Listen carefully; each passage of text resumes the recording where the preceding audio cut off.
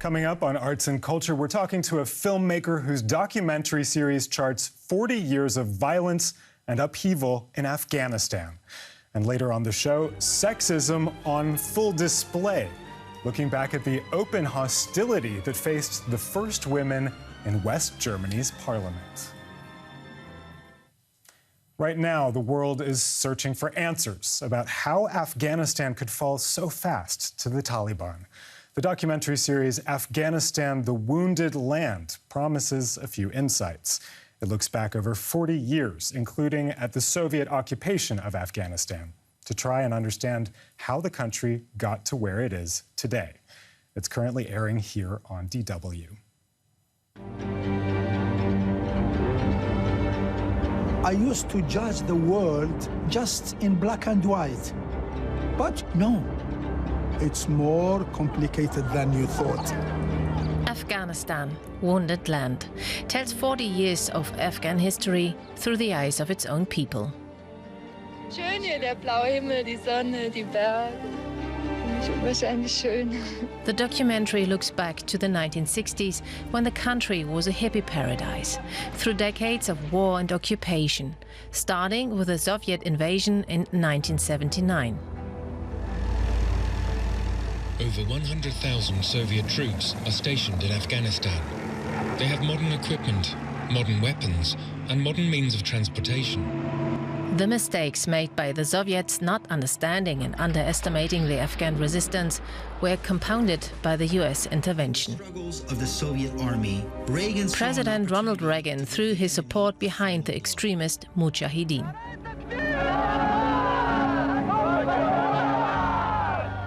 They choose the most conservative people and made them monsters just to get rid of those USSR. After defeating the Soviets, the extremists took over Afghanistan. I will never forgive them. Mujahideen destroyed the dream of the nation. And on September 11 began another dark chapter in Afghan history. Taliban must act, and act immediately. Either you are with us, or you are with the terrorists. 9/11, none of them were Afghan. None of them were Afghan. All of them been in Afghanistan. And what we got is the bombing. The documentary keeps its focus on those hurt most by war. Ordinary Afghans who still hope for a brighter future. I want my country back. My people back. Would you think that's too much? Before our show, I talked to one of the co-directors of that documentary series, Afghanistan, the Wounded Land. Marcel Mettelsiefen gave us an interview from Spain while he was trying to get a flight back to Afghanistan. Hi, Marcel. Thank you for talking to us. I understand that you're actually trying to get back to Afghanistan right now to do some more filming. And I know you can't tell us too much about that without putting other people at risk. But what can you tell us? Why are you trying to get into the country that so many are trying to leave? Well, yeah, that's a question everybody's asking me. I think it's part of what I've been doing in the last 2 years. Now everything went so quick, and nobody could really ever think that this is gonna collapse in this huge speed. That I was supposed to leave on Sunday, but it was too late, and now we are trying to find a way to go back in, me and other journalists who are trying to report from what's going on the ground. Marcel, you've been going there for the last few years to try to tell people's stories. What's been going through your mind these last days, seeing images of people so desperate to get out? Well, I don't. It's been the last 4 days, especially the last 2 days. I think the most intense days for a long time, because we do have not only the people we're following as protagonists. I do have a colleague who is doing this film with me. All of them are in this absolute uncertainty. Nobody really knows what the Taliban are going to do next. They're trying to show right now that they have changed. So far, they're trying to win back minds and hearts. the scenario of fear created, obviously, this big monster, which I think a little bit is the reason why they did not face any resistance. I think this is an interesting double frontline scenario here. There was the actual frontline on the ground, and there was a frontline on social media, and the Taliban been actually playing this frontline very, very intelligent, and it was as well the international media, and I think the whole how media is been played at the moment that Marcel, is there anything speaking of that and that fear, is there anything you experienced in Afghanistan in your time filming there that would help us understand how quickly the Taliban were able to take over? Well, I think, again, the Taliban are right now showing it is almost a peaceful transition they're trying to have right now. They're getting what they have been fighting for the last 20 years. And I think for them right now, it would be really counterproductive to start chopping off heads on the ground, because the international community would immediately be, forced to react. They know this, and they are keeping calm right now. The cricket team is opening. Female journalists have been on TV today, and they're trying to show their best side. I don't say this is going to stay forever. But so far, they're doing the opposite of what everybody expected. Nevertheless, the fear is so huge because everybody thinks that they will come and they will chop off heads. And I think this phenomenon of this absolute fear has been driving into their hands, and this basically, I think, is the cause why the people just did not resist. The army, the Afghan army, was just apparently too afraid to, without the U.S. army and the international troops. Since they left, everything collapsed, and I think that's it is an interesting phenomenon to see how easy all the different cities turned and became under control of the Taliban. Marcel Mettelsiefen, thank you for talking to us. We hope you stay safe, and all the best to you.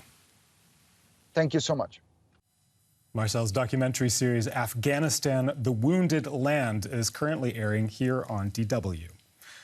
Well, German Chancellor Angela Merkel was at the premiere of another documentary here in Germany. Die Unbeugsamen, which translates roughly to The Stubborn Ones, looks at a chapter of the country's history that's now hard to believe. It's about the incredible sexism facing women in West German politics. It was a time when men alone called the tune. In West German orchestras and in parliament. In 1950s West Germany, men agreed that women had other concerns. Eine Frau hat zwei Lebensfragen. Was soll ich anziehen und was soll ich kochen? Solange uns Männer regieren, wird es hier nicht besser werden. Eine Demokratie kann nicht nur halb sein. Zur Ganzheit eines Volkes gehören Frauen und Männer. Their path to parliament was filled with obstacles. The brave first women who entered office in West Germany, politicians of all parties. A testimony to their unbreakable spirit, their iron will. One thing they almost all have in common is that they were the first in their positions. The first young people, the first female ministers. All of them were pioneers in their areas. Finden Sie das normal, dass eine Frau ein solches Amt ausüben kann? Wir haben weder etwas gegen alte Frauen, wir haben auch nichts gegen junge Frauen. Sie schauen sich zum Teil ganz passabel an. Wir fordern Sie alle auf, den alltäglichen Sexismus hier im Parlament einzustellen. West Germany's first female politicians were ridiculed, belittled, even harassed. Ich hatte praktisch die letzte Rede zu reden. Und dann gehe ich zurück zu meinem Platz, wo ich da bin. Und auf halbem Wege steht ein Stückchen vor mir und sagt, Frau Schuchart, nimmt seinen Daumen, geht über meinen Rücken und macht plötzlich in die CSU. So. Also, was war das denn? Ja, wir haben gewettet. Trägt sie einen BH oder trägt sie keinen? Das sind so. They are such wonderful women, so eloquent, charismatic and witty. They knew how to stand up to the hostility they received from men. For me, it was an amazing discovery and a joy to find these stories in the archives. Das ist sie, Rita Süßmuth, Nachfolgerin Geißlers, Professorin. Es muss geschmeidig wirken, aber hart erkämpft werden.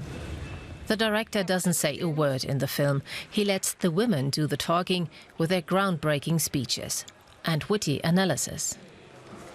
In den 70er und 80er Jahren eine Frau als Kanzlerin war unvorstellbar. Unvorstellbar, ja. Wenn die Wahl gewesen wäre zwischen der besten Frau von allen in den 70ern und einem dummen August, wäre der dumme August Kanzler geworden. Ja, klar. Ich schwöre, dass ich meine Kraft dem Wohle des deutschen Now, Volkes 16 years since Germany's first female chancellor took office, the number of women in German parliament is slipping. Currently, it's just 31%. The film's message is as current as ever. Und Gerechtigkeit gegen jedermann üben werde. Singer-songwriter Bob Dylan is being sued for alleged sexual abuse dating back almost 60 years. The plaintiff in the case claims that Dylan gave her drugs and alcohol and assaulted her on multiple occasions when she was 12 years old in 1965. The woman says Bob Dylan at the time also physically threatened her. A spokesperson for the singer said the claim was untrue and that Dylan will be, quote, vigorously defended. A town in England purposely painted over this valuable mural by elusive street artist Banksy. The town council said the image of children on an inflatable boat reminded many locals in Great Yarmouth of the tragic death of a girl on an inflatable trampoline 3 years ago.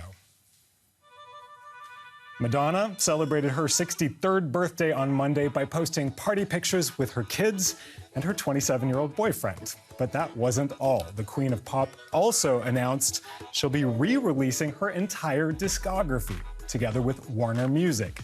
They'll be putting out deluxe new editions of all Madonna's albums starting next year. That's almost it for this edition of Arts and Culture. We'll leave you now with another birthday child, Robert Redford.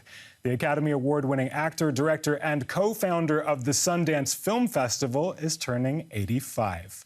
See you next time.